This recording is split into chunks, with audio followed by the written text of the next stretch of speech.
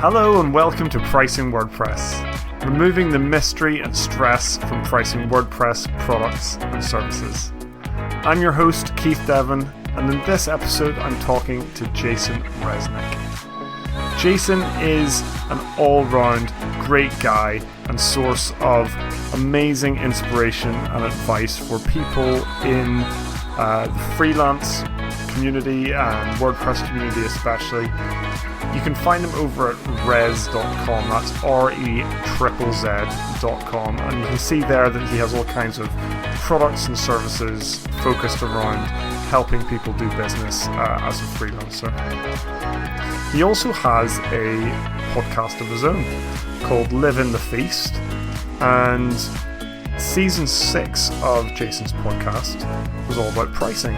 So here's a WordPress guy with a pricing podcast I just had to talk to. So this is my conversation with Jason. I have to apologize to Jason. This was actually recorded back in October. And the day after recording the episode, I went on holiday. And I came back from holiday. And the end of 2019 just spiraled out of control for me. And the podcast went further and further down the list of priorities to the point where it's something I was really procrastinating over and kind of dreading addressing. Jason actually emailed me to ask what had happened to the episode, so apologies to Jason. I finally got round to it. It's such a great interview, I think. Jason is superb as a guest, loads of amazing insights from his podcast and his life. He's just a great guy to talk to. So here it is, my interview with Jason Resnick on the Pricing WordPress podcast. Enjoy.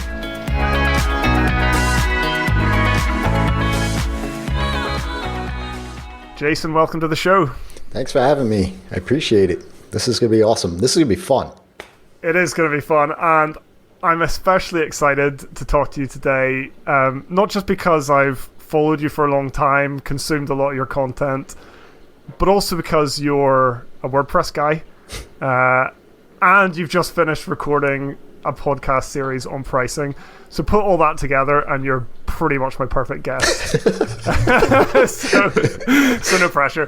No, it's good. I'm really looking forward to this. We'll get into the podcast, your podcast, in a minute, and I think a lot of this episode is going to be taken up with going back over some of the lessons you've learned through all the amazing guests that you had on that show. But first, I'd love to know a little bit more about you. So can you tell us where you come from, how you got to where you're at today? Yeah, absolutely. Well, first of all, as you mentioned, before I dive into myself, I just want to share my appreciation and utmost gratitude to the guests of Season 6 of the podcast: Brendan Hufford, Chris Morcus, Chris Doe, Vito Peleg, David Kikeli, Hillary Weiss, Joe Klecki, April Dunford, Brian Castle, Jack McDade, Mort Cohen, and Alex McCafferty. Without them, we may not be talking as in-depth as we're going into. Right? Yeah, so it's an amazing guest list. So, so for who I am, I'm a developer.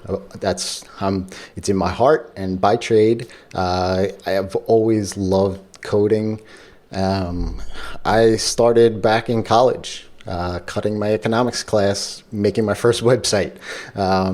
Just doing that sort of development work for me was really just an aha moment for me, because when I went to college in the mid to late 90s, it was like if you're a developer, you're compiling code, you're uploading it to like a server, you have to wait to deploy it and so forth. When the web came and it was like I could put code on a screen, hit refresh, and see the instantaneous result, that was like the aha moment for me. I was like, this is cool. Like the other stuff, this is cool. And so it's a magical. I remember it too. The first time I changed something with CSS and the color changed on the screen, I was like, oh wow, that's like magic. Yeah. And so for that was the time where I was like, hey, this might be a way in which I can accomplish my dreams as a human and where I wanted to get to, because I always knew that I wasn't going to work at somebody else's desk for the rest of my life. I wanted that time freedom and flexibility. Wanted to be there for my family. I wanted to be there for my kids, and just to be able to, like, as an adult, have control over my own time. And so that was the time where I said, hey, this might be the go. And then I struck out in the early 2000s when I was laid off from a consultant firm. And I said, hey, maybe this is my time. And what I found out then was that it wasn't my development skills that was the problem. It was more my business skills. So I had to go back and get a job. And then in 2010 is when I now been full-time for myself ever since then. And I've gone through iterations and pivots in my career over time. And I found WordPress to be where I could plant my flag, if you will, right? Like that was, and it was really just solving a problem that my clients were, right? It was about 2011, 2012, where I realized that, well, I'm kind of stuck again. And I found that because I was a generalist developer, if you will, that I was not going to where I was needed to be, right? I wasn't looked at as a go-to person. I wasn't looked at as an expert. While my clients loved what I did and valued what I did, I myself was getting burnt out because I would work on PHP for 3 months, would work on Ruby on Rails for 3 months, and then go back. And it was just like this chasing of my tail, if you will, to relearn things that I may have missed in the new versions or whatever and so forth. So I decided to plant my flag in the WordPress space, specifically in WooCommerce, because that for me solved a problem for my clients, right? They weren't these big corporations that had teams of people inside the website every single day. Yeah. They were business owners, small business owners. They sold things online like memberships or physical products or things of that nature, but they may be in there once a day, and that was a lot. So they didn't want to, sometimes they would forget things, and so WordPress made it super simple for them to be able to log in, understand what they needed to do. It was flexible for me to build custom things on top of that framework and so forth. Yep. So that's where I planted my flag, and it accelerated my career. It's allowed me to live the way that I want to live, with the house and my wife and kids and stuff. And so, I've pivoted along the way too to specialize even further, because every time I've specialized, ironically, when you say no, you get more yeses, right? And so for me, that's been where I got to today. But in that whole path, it's really unfolded into now what's a passion of mine is helping other developers and designers realize their dreams. Because when my son was born 2.5 years ago, that's when I realized my dream. And I didn't know that this is where it was going to take me, but it got to a point where I was asked on podcasts, I was asked on, meetups, WordCamps, things of that nature that were like, hey, how are you charging what you charge? But like there's WP Curve out there and things like that. And so I was answering a lot of questions on how my business was structured and made and things like that. And I thought when my son was born, literally driving home from the hospital, I realized that, hey, I want to help other people to do this, because I'm not really anybody special. I just put in the hard work and looked at what my clients needed and put the two and two together. So I wanted to help that. And so that's where Feast came from. That's where the podcast comes from. That's where everything I do as far as content goes out into the ether, if you will, comes from. It comes from, a place of experience and gratitude that I was able to build a business in this time period in history. And I just want to be able to give back.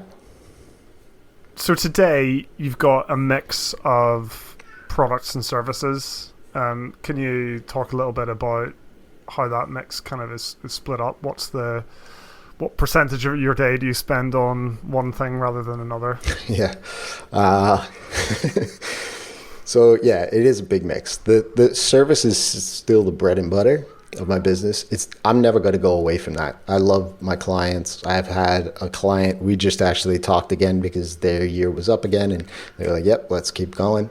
So is that WordPress development services? Is that like custom dev? That's custom dev work, but it's also ConvertKit work.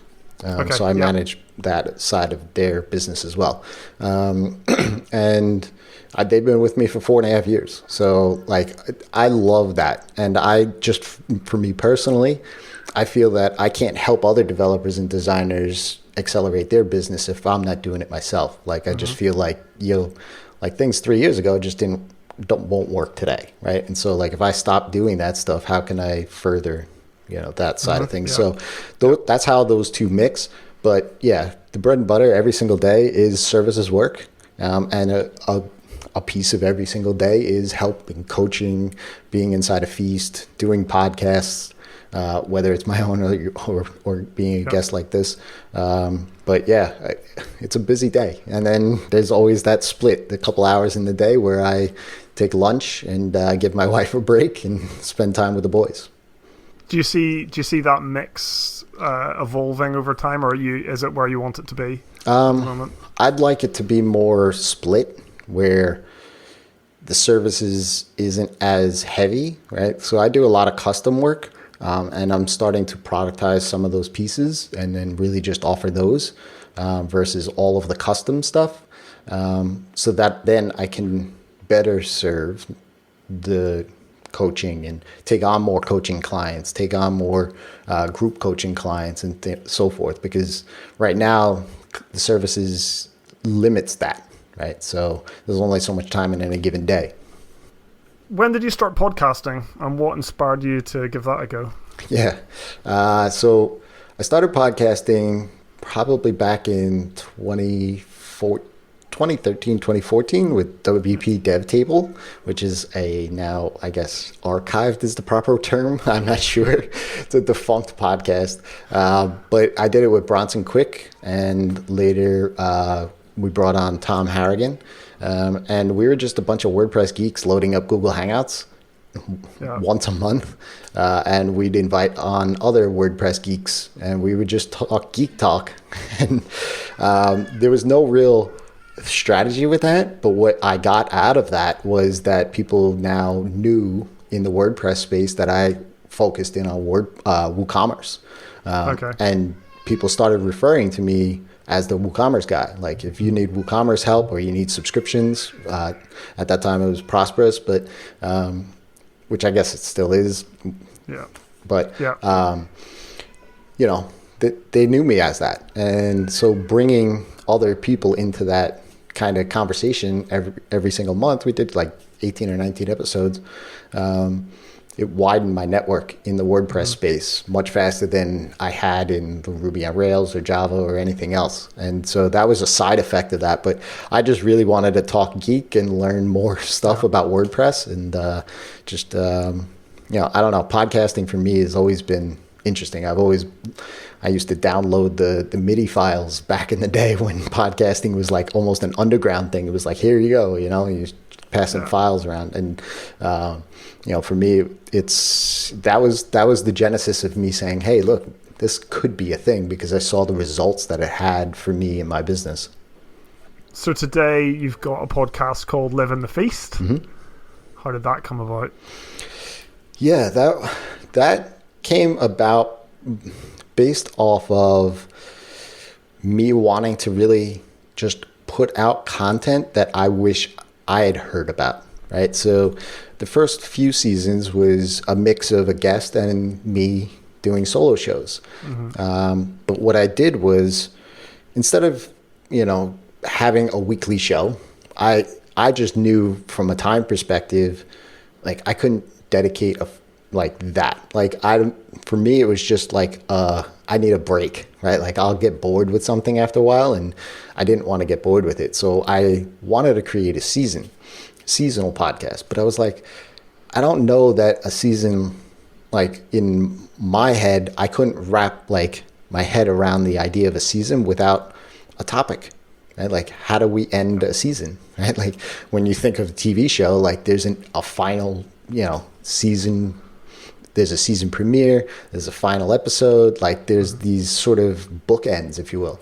So what I did was, hey, what problems do I have in my business that I've had in my business?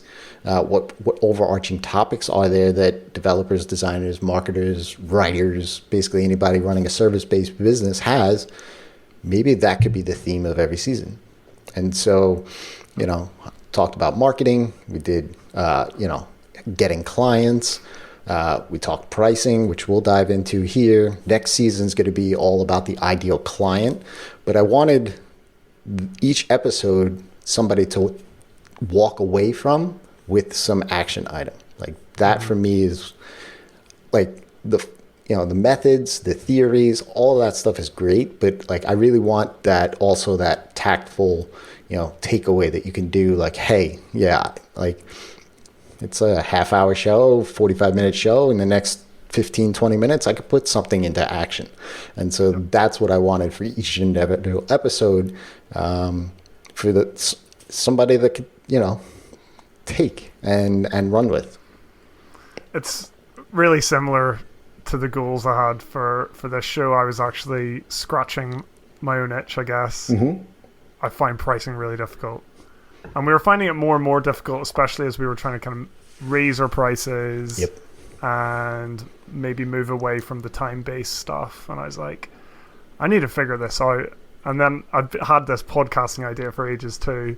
I thought, do you know what? Maybe there's a really good mix there. I could talk to some really interesting people on a podcast and just pick their brains for an hour, and it'd be Yeah, absolutely. So, and it seems to be a topic that does resonate with people. I don't know if that's your experience with season 6 of Live in the Feast. I mean, has the pricing topic resonated with your listeners more or less than other topics? I think so. I think the reason why I think is because people want to know that they're charging what they're worth, ultimately, and hearing other people's stories and maybe getting a glimpse into how they think about pricing.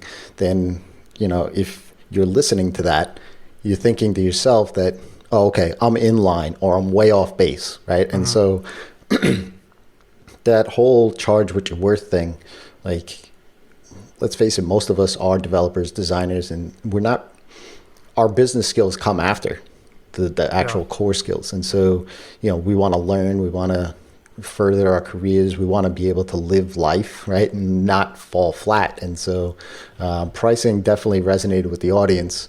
I mean, case in point, August and September were record months for downloads of the show. So, definitely resonated. Yeah. How did you go about putting together your list of co-hosts? Yeah, so like as I said, I want every season to have some sort of story arc to it. It's hard. This season was extra specially hard, really, because pricing, it can be formulaic, but a lot of times it's not. And so what I wanted to bring to the table was a lot of different strategies and thoughts and people that had different angles and maybe different parts of their career, and because the audience can range, right? It could be the person that's commuting every day to their normal 9-to-5 job, or it could be the person that's 5 years into it, right? And so I wanted to bring a mix of people that do services. I brought on some developers, I brought on some SEO, I brought on some writers, designers, and so I just wanted that good eclectic mix, and super smart people that have done it before, and like you, that I could maybe pick their brain a little bit and learn from, and get some insights into things. Like one of the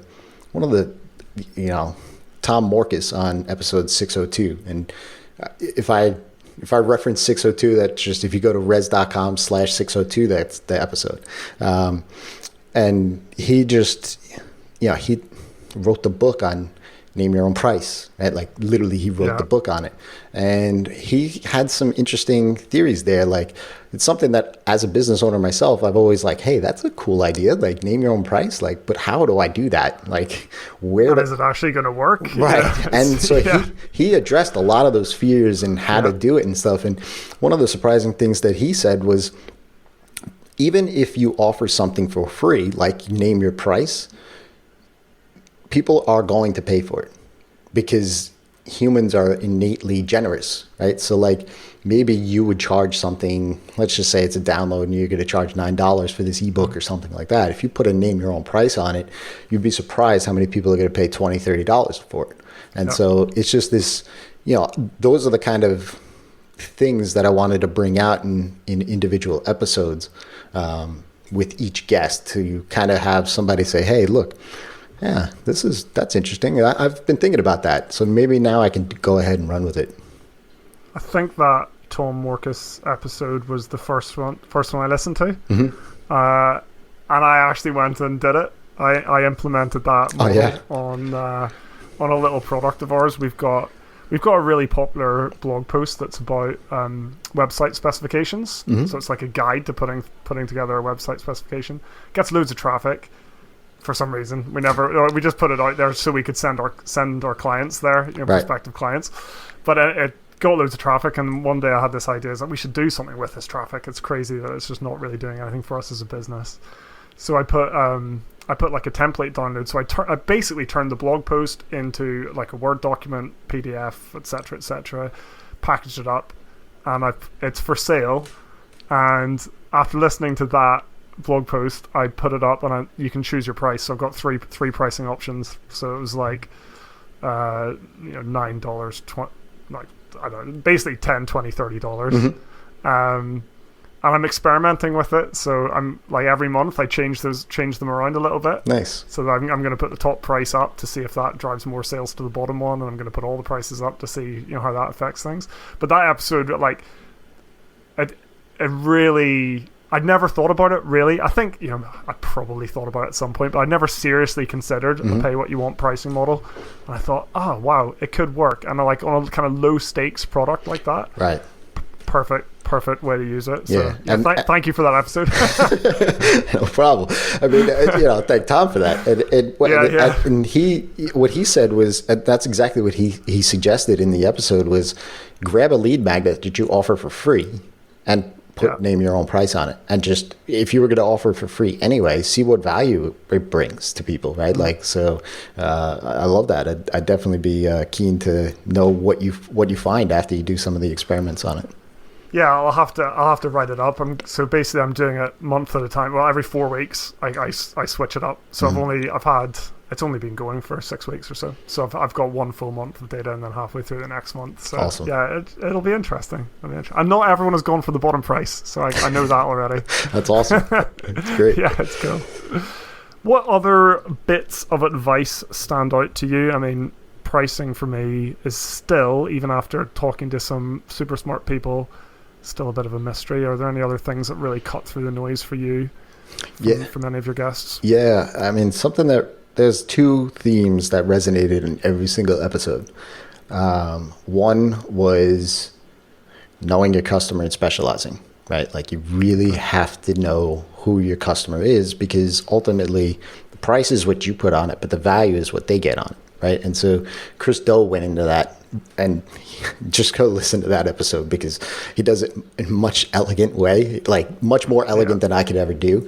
But every single guest this past season talked about, it doesn't matter about you, your tool, what you call yourself, what you're calling your services or anything like that. It's what the client actually ultimately gets from it, right? And so when you understand exactly the problem that you're solving and the solution that you're providing to your customers and clients, that's when you can plant your flag. You start to see more growth in your business. You might see some hockey stick growth depending on the business. But then you become that referable person in the market that you're serving.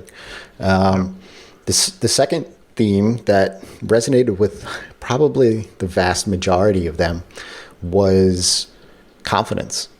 Okay. And knowing that, Vito Peleg in episode 605, and Moore Cohen also talked about this too, where pricing's a mindset. You have to be confident. You have to understand the value that you're bringing to people and be able to say no if somebody's trying to cut you down, right? And so,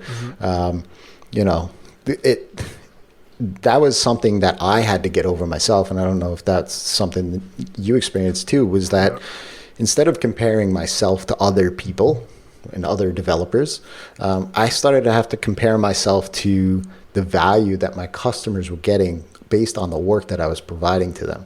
And so once I had that mindset shift, totally changed everything. I didn't care what anybody else was charging. And that goes back to what I was saying before, was, people were asking me like, hey, WP Curve's sub $100 a month and you're charging $2,000 or $3,000 a month for WordPress. Like, I said, yeah, but I'm not doing WordPress tasks and maintenance. Like, yes, that's a part of the package, but I'm also doing business consulting, doing on-site personalization, custom work. A lot of business strategy goes involved with all of that stuff. And it's the value that I put back on those things. And so what they talked about with that confidence is that you have to know how to say no and be comfortable with that. Just to be able to, Vito talked about a whole story where he was working with, a partner of his, and he said his partner was trying to raise prices and doing design, and Vito gave him a price. He said, charge this. And that's all he said. The guy went off, he put a price on it, came back. He goes, how'd you know that they were going to do it? He goes, I don't know. I didn't. But you believed that it could. Yeah. And so just by you believing and showing the confidence that it is worth that price goes a long way. And it also, it doesn't, for your leads, the psychology part of that is that your leads and your clients also see that you're confident in that delivery. And so if you're confident enough, and instead of saying like, hey, I'm just curious, but what's your budget? Like if you come at it like saying, how does $15,000 sound to you? Right? Like if you say it like that and they say yes, or, well, that's awfully high and this and that and the other, then you can go off of that sort of thing. If you waver on that sort of stuff, then your leads and clients are going to hear that. And as a human, they're just gonna be like, well, if he's asking me budget, then I'm just gonna say $1,500, right? Like, sure. So while I do ask budget range, I always put the solution price right out front and center as early on as possible. And that was one of those things early on that I had to learn. So you mentioned specialization and confidence. There was another theme which you touched on there that I found throughout your season, and its value. It's just so like explicitly intrinsically linked to price. It can't not be. And there were two parts of it you mentioned there. There's one is that you need to understand the value, and the second part was you need to show a client the value that you bring to them. So going into each one of those, I find understanding the value that you provide really difficult, especially for custom development work. When they say we want to build feature X, make it so. It's like, do you then go and try to have a whole value conversation with them about how much extra revenue this is going to add to their business and how it's going to affect the bottom line? Or that feels like overkill. If you're working with a client on an ongoing basis, you don't really want to be going through that every time, or do you? For me, it feels like you don't. But what are your thoughts on that? Yeah, first things first. The value is I can understand the value that I bring, right? But ultimately, value is put on by the client. That's the only thing that's determined of your services by the client. Right? Everything else, what you do, who you do it with, and the price that you put on is all driven by you. But the value is what they get. And so I can understand the value based off of my experience. And yes, I do have, depending on the client and the project, I do have those conversations. Not always, especially on ongoing clients, like the 4.5-year client. I know what the value I'm bringing every single month to them. Yeah. But I will dive deep. I will say, okay, well, why is this important? Why now? Why not 6 months ago or 6 months from now? And I will get to the bottom line. Bottom line is always time or money, right? Whether it's new money, whether it's ramping up existing money, or it's saving time where they, maybe doing manual data entry, or, they don't want to hire somebody, or they maybe want to fire somebody, those sort of things. And so they want to automate something. So I will have those conversations to try to get to that, because ultimately when I put a price tag on something, I'm coming to it from experience. So even if it's just one line of code, that one line of code, let's say that one line of code gives them $10,000 every single month for the rest of the time that they're in business, right? On a year basis, that's 120 grand. So if I say, if you pay me 12 grand for that, then they're going to probably say yes, right? Because I'm giving them 10x their ROI, and they're getting their money back after week 6, right? And if I could prove that ROI, then it's a no-brainer, right? And so that's what I try to do all the time.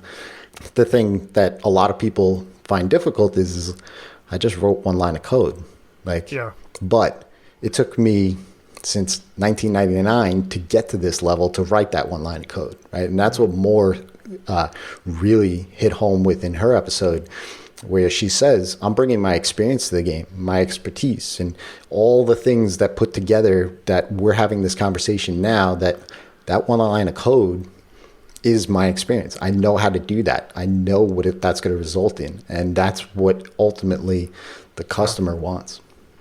There's, I'm going to butcher this, but there's a famous anecdote about a designer who I think was in a meeting with a client, and the client was Citibank, and she'd been hired to design the new logo for Citibank, and they were chatting, having lunch. She drew something on a napkin, and she said, "There you go, there's your logo." And they loved it, and they was like, "Well, why are we paying you, $1 million for this?" And he's like, "Well, it's not the 5 minutes that took. It was the years of experience in school and all that kind of stuff that you're paying for." Exactly right. Yeah.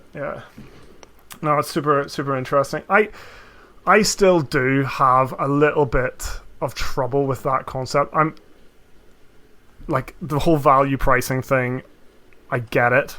And I think I get it. But, it's kind of complex, and it's hard to implement. I spoke to Jonathan Stark on the show, and I asked him why, if this is so good, if value pricing is so good, why isn't everyone doing it? And he said, because it's hard. Hourly billing is just the easy option, but I still find it difficult. So take that one line of code example. If I can justify from a kind of return on investment point of view that writing this line of code is going to generate 10,000 a month on month, so I can charge 10,000, and that should be fine. But presumably that client then, if they go and compare my price to a less enlightened developer who's still charging by the hour, and he's like, oh well, it's going to take me, he or she, it's going to take me 2 hours to write that bit of code. I'll charge you $200. Why are they not going to go with the $200 option rather than the 10 grand option? Yeah, first of all, I say go ahead. That's fine. I'm not going to compete with that.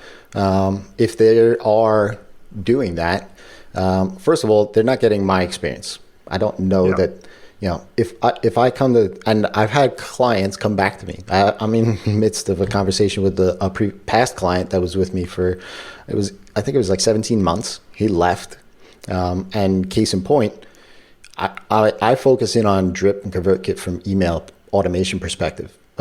He was a Drip client of mine. He went to HubSpot. That ended the relationship. Nothing wrong with that. He chose that.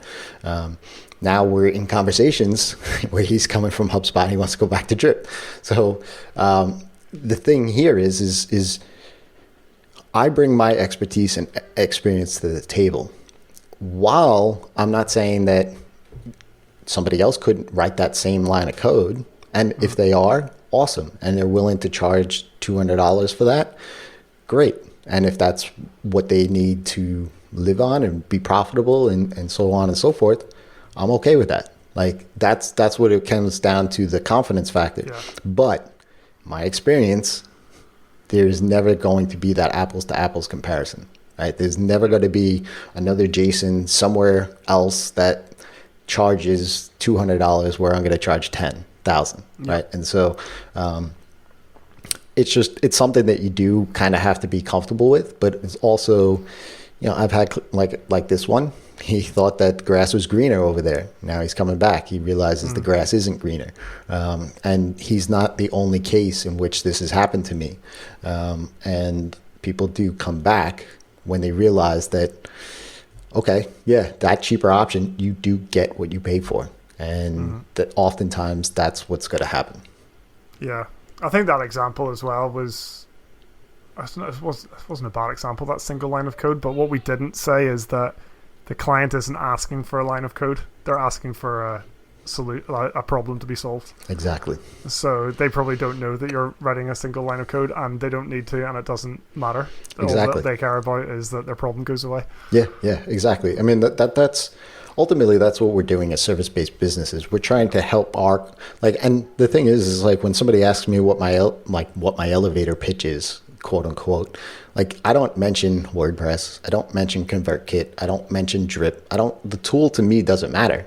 What I'm helping my customers do is get more customers, get repeat customers, and create raving fans. And I do that through behavioral marketing, custom on-site on-site personalization, and so forth. So those sort of things, as soon as somebody hears my quote unquote elevator pitch, they either identify with it or they don't, right? Yeah. They'll ask me further questions if they need to. Then we can get into, okay, what email platform do you use, right? But aside from that, it's just solving that problem. It's whatever the problem is that they have, that's all they care about. They don't care about who it is or what it is or, you know, look, when my shower is not working, I don't care whether the plumber is, you know, coming from my town, the next town over, whatever he's charging me with. If I can now take a warm, hot, nice, massaged-like shower in the morning, that's all I care about, right? Yeah. Talked about specialization being a strong theme in the show.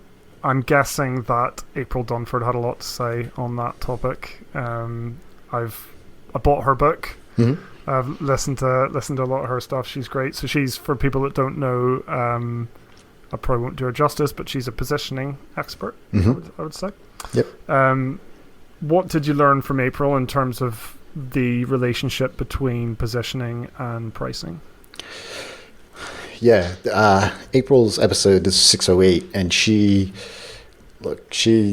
what I struggled with myself as far as positioning goes was there are some amazing people out there that talk a lot about positioning. Philip Morgan being one of them, and there's a plethora of others. What April brings to the table is she brings like a methodology, but also take action on things. Like we were talking about earlier, is I'm a very tactful person. And so she brings science to it. She brings the psychology to it. And as far as how positioning affects your pricing, it's your referable, your go-to, you're the guy or the girl in your space. And so, what she said is basically, and I thought this was really interesting how she brought it up, is if you say you are a CRM product, you automatically put everybody else into a box. Like the person that's talking to you already lumps you in with like Salesforce or Pipedrive or so on and so forth, right? So you've now positioned your product in a way where you are now in a box. And so if you say you're a CRM, and she does this much better than I do, but if you say you're a CRM, but then you do all of these other things that are different than CRM, it doesn't matter to the other person. You've already put yourself in that box. So there's a pricing association to that box. There's how this thing looks and feels, and a specific purpose that already is intrinsic on just that word CRM. Okay. But if you now say that you're a database, different box. Could be the same product, but completely different box, right? So pricing goes with that.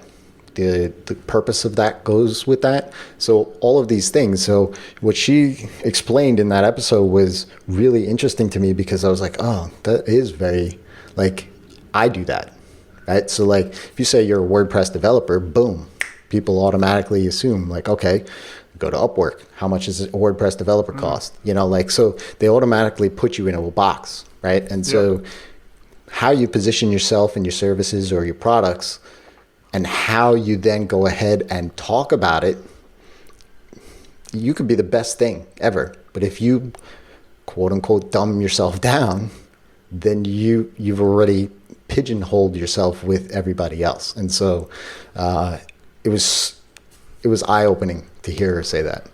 So is the idea to not be in a box, or is the idea to be in the right box? It's to define your box, I think. Okay. Right. And so, you know, like she in that example, what she was really talking about was that she was helping one of her clients who was essentially a CRM for lawyers, I think it was. But it was a mobile app. Right. And so basically what they were doing was, the smart technology of it was holding all the data on your phone so that you didn't have to connect to something else. And so it was really just a mobile database, really. Right. And they were struggling with positioning themselves in the market because they were comparing themselves as a CRM. So they were comparing themselves to Salesforce and so on and so forth. And they couldn't position themselves in the pricing properly. So I think it's to create that box, if you will. And there could be other people in that box, and that's fine. But it's just putting yourself in that right box. So people have the right expectations and assumptions. Yeah, that's cool. Okay. Yeah, I like that a lot.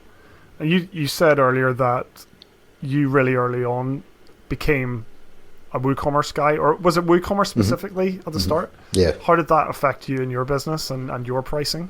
It affected me greatly because I was referable. As soon as past client or even just colleagues that didn't do WooCommerce, because a lot of times when I was coming up, developers would run from e-commerce. They're like, oh, e-commerce, I don't want to deal with that. Like that's just like, that's a Pandora's box of mess, right? Like they didn't want to deal with that. But I always loved that. Like even when I was working full-time, I totally flocked towards e-commerce. One, I loved all the human stuff behind it. Like I had to solve a problem early on, was just getting somebody to put a credit card on the website, right? Like nowadays we order multiple times during a day to Amazon, right? But at that, just love solving those problems. But also it aligns myself right to the bottom line. Like if I can do certain things and help my clients get more money through, get more customers through, create bigger orders, all of those things, I immediately know my value, right? And so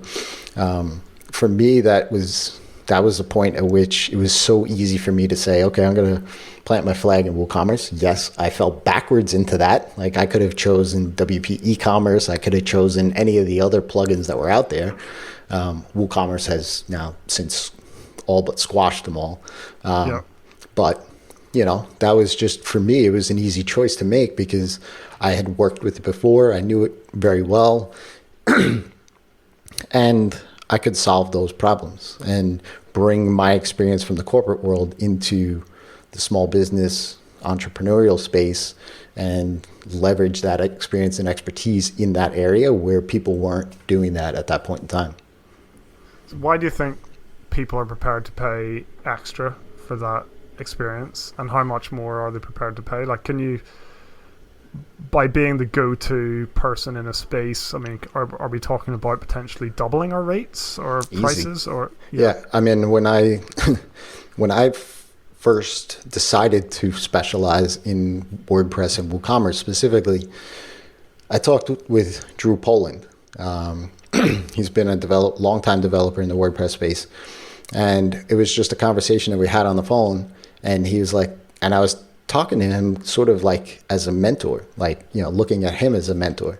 And he's like, well, what's your rate? And I told him, he goes, just double that, like, or go more. Like, he goes, your value is much higher. He's like, why are you charging so little? And at that time it was $50 I was charging. And he was like, charge 100, right? Or more.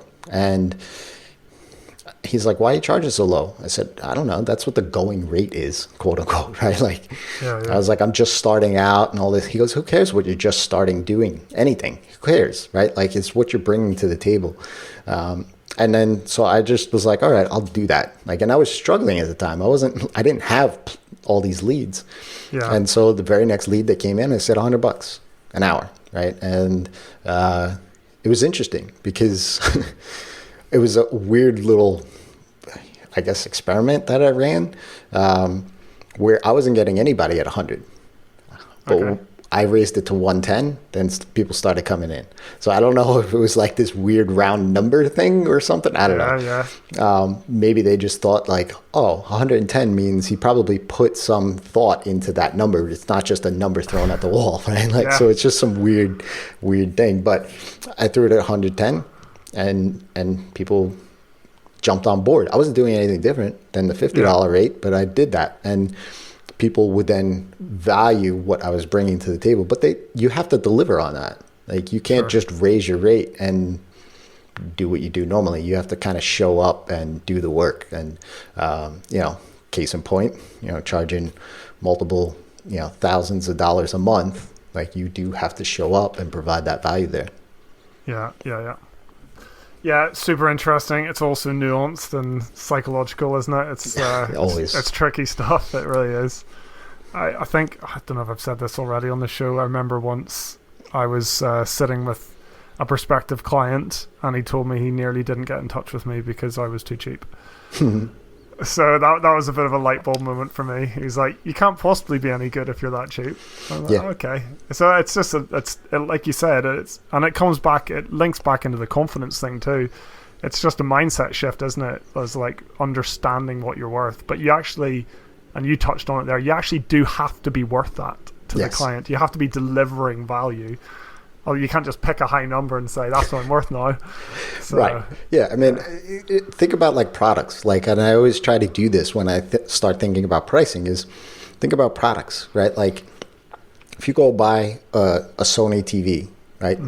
Just me saying Sony TV, let's just say 75-inch Sony TV, you have a certain quality, you have a certain price point in your mind, you know it, right? But then if I go ahead and say, you know, a 75-inch, I don't know, XYZ, right? Yeah. Okay, good. Budget, you know, whatever, right? Like, okay, if this thing craps out on me in 2 years, I don't care because I paid a third of the price of the normal, you know, like, it was just where I put myself, right? And so I think that goes back to what April was saying with the box that you put yourself in.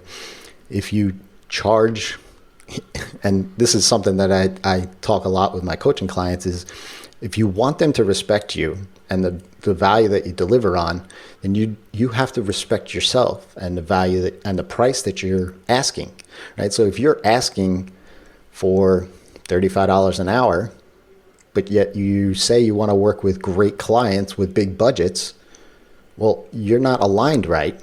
Like, charge, if you're going to have to charge out, and, you know, I know Jonathan and I'm right there with him, like, let's ditch hourly billing, right? Like, but charge $300 an hour and then see what kind of clients come to you with budgets, right?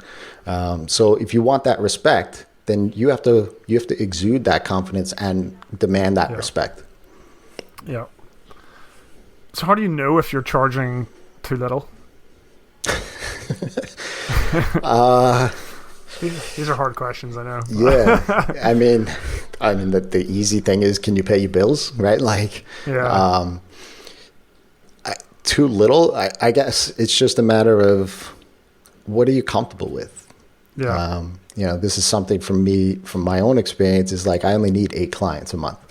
I don't have a team. I don't have that overhead of rent. Like, right now I'm in, my home office. And so you kind of have to know what your number is, your sweet spot number is, and then go off of that. You want to build in profits. Chris Do talked about this was, he basically broke down at the beginning of the episode, like what price is, what cost is, what profits is, and what value is, like the definitions of each of those things. And so, you have to know what profit is. You have to know what your price is. You have to know what cost is, and combine all of those things together to the client gets the value that you have. And so if you feel like you're struggling or you can't pay your bills every month, I mean, that's the feast or famine cycle. You have to look at your business as a whole to see if price is the problem or is it something else. But if you're struggling every single month, chances are maybe you do need to raise your rates, but then you also have to make sure that you're delivering that value to the customer. Sure. You can't just raise your rates arbitrarily. Yeah. I guess as well, if you're super busy, so I guess other areas of your business are going reasonably well, like your marketing or whatever, but you're still not making enough. Yeah, you hope. Then right. So if you're working hard all the time and you're still not generating the revenue that you want, maybe your prices are too low. And I guess if everyone always says yes to your right, that's a definite signal. Yeah. And one of the things that I always lean on when I raise my prices is if I'm already booked up, right? So like I said, I only need 8, right? I rarely have 8 at any given time. It's usually 6. And that's really because I want to create some space for me in my days and things like that. If I have 8, then I probably couldn't take the break in the day or, do as much inside of the feast community or whatever, right? And so if I'm booked, okay, I don't need the next lead coming through, right? Mm-hmm. So maybe now I start playing with my pricing. Or maybe I start playing with, like I was saying before, like I'm looking to productize some of the services. So I'll listen to what they're asking for and I'll say, hey, I build in this product. It's a service. How does this sound to you, right? And so allow the the confidence to come from the work that you're already doing. And don't try to say that you need to take on every lead and try to close them as a client. Try to close them in a way that benefits them as well as you, right? So, there's been times where I couldn't take them on and I raised my rates and they said, yes, let's do it. I'm like, okay. Now I need to think, well, how am I going to do this one, right? And so, it happens, but that's a good time to, like, you have that fallback, you have that cushion, if you will. And so just double your rates, see what happens. Yeah. That's cool. Where the not so sciencey stuff comes into it, right? Like, it's more like, hey, it's like throwing spaghetti at the wall, so to speak. Yeah. Like, just let's see what happens. Yeah, absolutely. Let's get back into your podcast series. What was the highlight for you in terms of like a light bulb moment, like the best bit of advice that just kind of blew you away? Is there anything that stands out? Yeah, it kind of interweaves, but Alex McLafferty, the final episode of the season 12, episode 12, he talked about the paths that people run into most often, right? There's like this fork in the road, if you will. And he basically said, like, it was, one thing was undercharging, which totally makes sense to me as a coach and things like that. I've seen that before, but just, he pointed out, like, who are you targeting, right? So, like, some people, like, let's just say, case in point, nonprofits or something like that, right? Like, that's your client. So you target nonprofits with the solution that you have. But if you just think a little bit different, like 5 degrees to the left, like, could your solution be good for enterprise level stuff, corporations or something of that nature, where you're not changing anything, but if you just thought about a different market and try that, your rate can go up just because of that, right? Because you're providing a better solution to somebody else. So it was eye-opening for me, and Hillary Weiss talked about it. Chris Do talked about it a little bit too. And it was just like, Alex summed it up perfectly in that, just think about who your target is and see if you could think about it a little differently and see if you can aim your services towards that new, market, if you will. So is that typically looking for a higher value market? It could be. It could be also what Hillary was talking about was, personality based, right? Like, I mean, she's big on the personality and injecting that into your brand. And what she talked about was when you first start out, right, figure out who your ideal client is. And then once you understand that, then it was more of, now you can raise your rates, go after different people. And when she said that, and it was funny because it took me while I was listening back to that episode to realize this. It's like, and I wish I had heard it when I was there because I would have asked that to her. She said ideal client when you first started coming out. But what she's really meaning there is the type of person that you want to work with. Right? The characteristics, those, how do you work with a certain person, and then take those things and then shift that to the market. And so, Alex, like I said, Alex, Chris, and Hillary touched upon those things. Alex summed it up perfectly. That's cool. Did you implement any advice like straight away? Was there anything that somebody said and you just went, as soon as like the interview was over, you jumped straight in and change the price of something, or was there anything like that? I'm trying to think back. Tom Morkus, the name your own price thing, I threw out one email to a small segment of people for Feast to kind of do that, just to kind of see what that looked like. That was probably the most tactful one. But after talking with Hillary, and when she was talking about injecting more of the personality into the business and things of that nature, I did more of that. Not that I don't do that already, because that was a big thing for me in 2014, especially with Chris Ducker. He was the one that kind of really motivated me to do that. But I realized when I was talking with Hillary that I hadn't done that in a little while. Even though that I talk about my kids, I talk about my home life and things, I love the New York Mets, like all of that stuff is there. But like, for whatever reason in the emails, it was very formal, like not formal, but like, here's the podcast episode and here's the takeaways or something of that nature. I didn't tell a lot of the stories. So then once I started telling stories again, or more so in the emails, got more replies. People were like, oh, this was great email. People hitting me up on Twitter and in Slack and all the rest of it. And like, I was like, oh, yep, that's why I did it in the first place. And now I got to remember to keep doing that. So that was one of the things, not pricing related, but it also does allow me to connect with more people in that way. Yeah. Storytelling seems to be a super important skill to me. Yeah. On a personal level, what was the episode that resonated most for you? I guess if you had a favorite, if you could take one episode to a desert island or something. That's a big one. And I'm not taking favorites. I'm not using that word. No, I don't mean that. I just mean no. For your situation, your personality, like which was the one that was just like, wow, yes, that's what I needed to hear. Yeah. One thing that was really grounding for me and really hit home with me, I've known Alex for several years, especially when he co-founded WP Curve. Yes, it was Dan Norris, but I don't know, I resonated with Alex a lot, and we talked online and Twitter and things of that nature. What I hadn't known about him was what he went into his story a little bit about the thoughts of suicide and things like that in the show. That hit home for me because I struggled with that myself. And so for me personally, that was a big thing because I don't mind talking about that thing.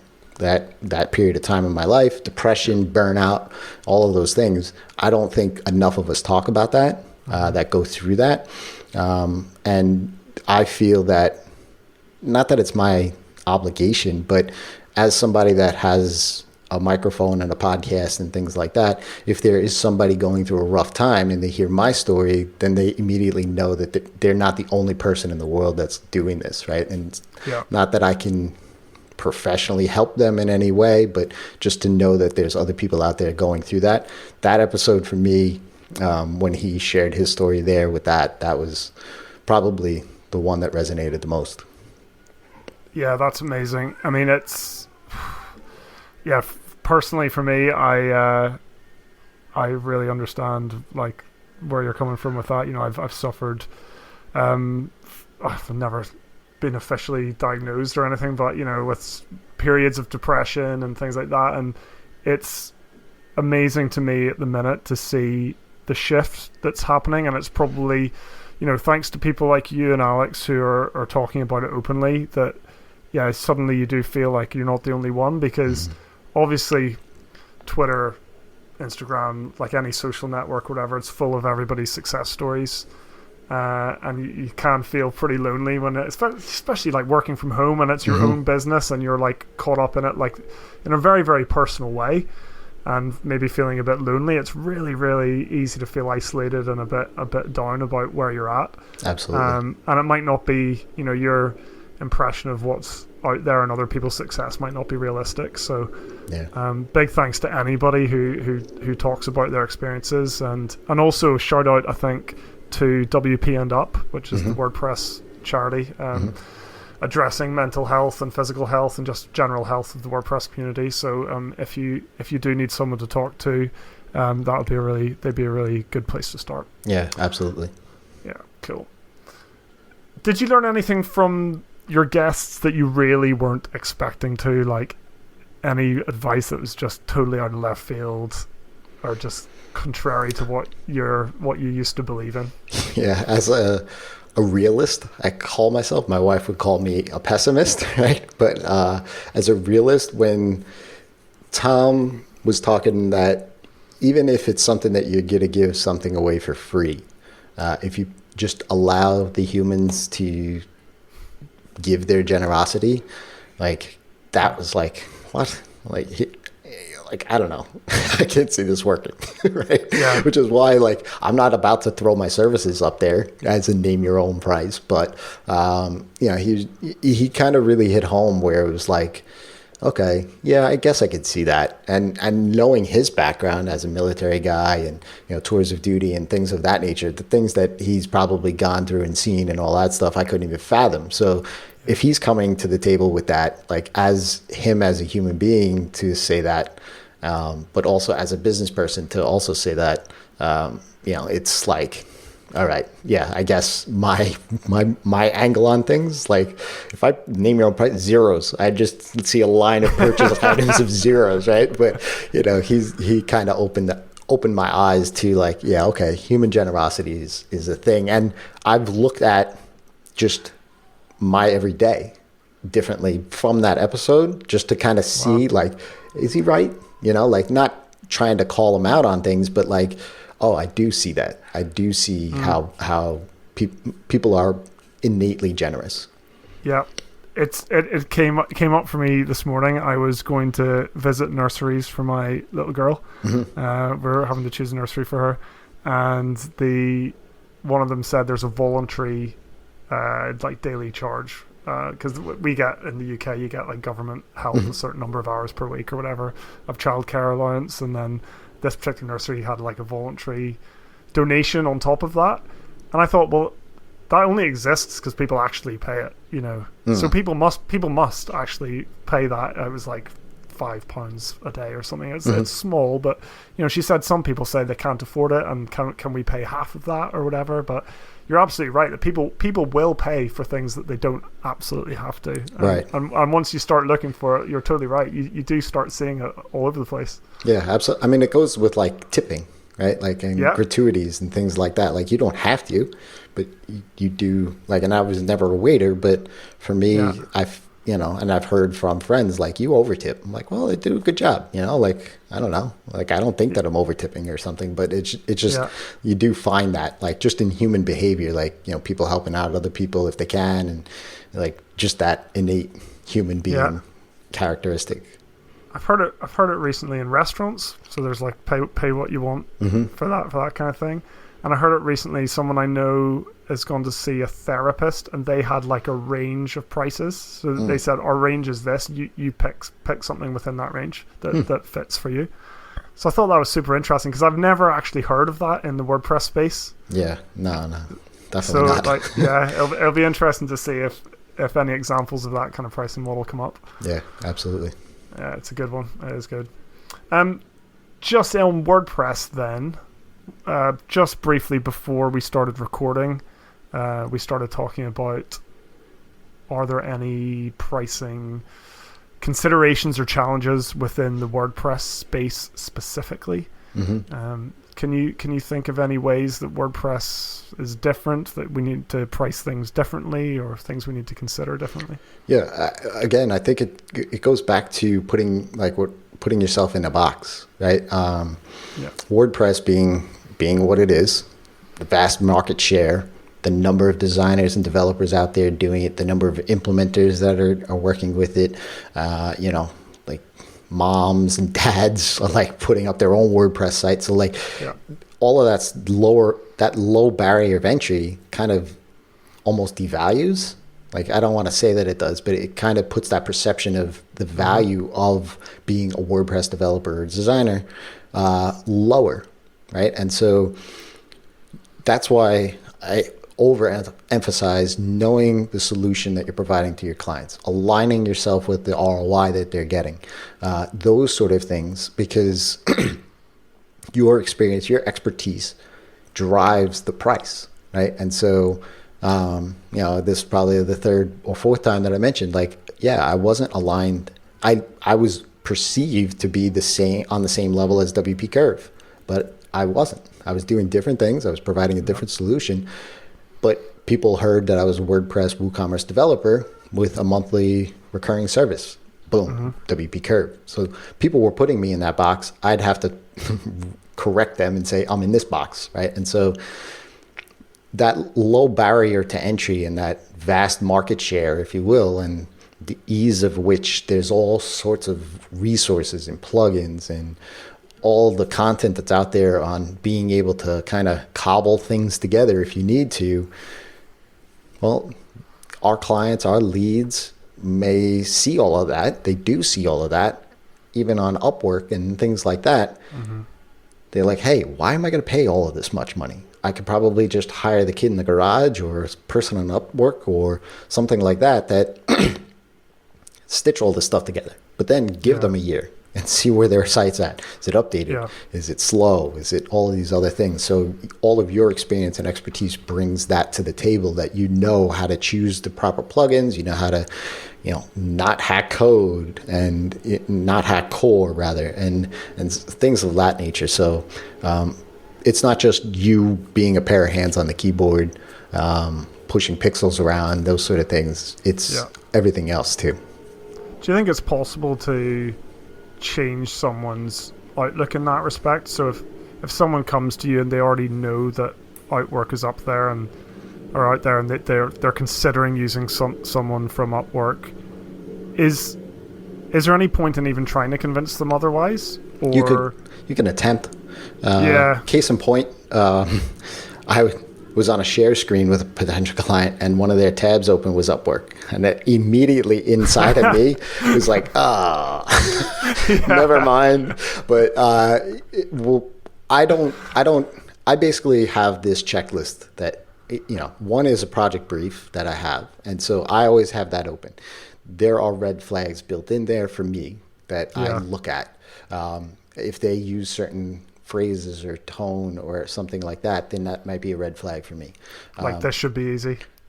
Yeah, that's one of those phrases, those sort of things. But I take all of the context, and if they bring to the table something like Upwork or things like that, I'm not going to try to convince them of anything. If they've already made a decision, I can't change that. So I'll let it go, but I'm not going to not serve them in the best way that I can, right? If we're on the call, I'm going to give them as much value as I would anybody else.